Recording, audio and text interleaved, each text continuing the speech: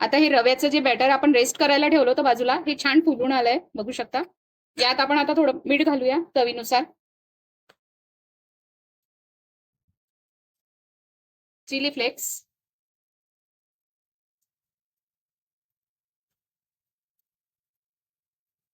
हिरवी मिरची लसूणची पेस्ट,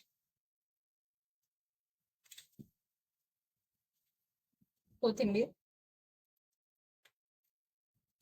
आणि मगाशी या ज्या आपण भाज्या परतवून घेतल्या होत्या, ह्या भाज्या पण यात आता घालून घेऊया.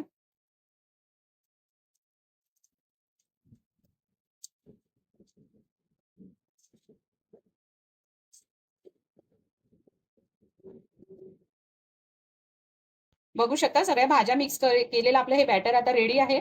यामध्ये आपण 1 चमचा जो इनो घेतला होता, हा इनो घालूया आणि यावर अगदी थोडं चमचाभर पाणी घालूया, म्हणजे हे ऍक्टिव्हेट होईल आणि छान मिक्स करून घेऊया.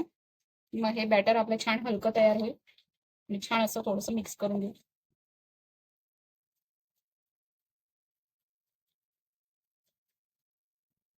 छान फुललंय आता हे. बघू शकता मी आता इथे हे एक छोटंसं पॅन आहे, त्या पॅन मध्ये मी तेल तापवायला ठेवलंय. तेल गरम झालं. आता ह्यात आपण घालूया तीळ आणि हे जे बॅटर केलं होतं आपण तयार, ते बॅटर यात घालूया.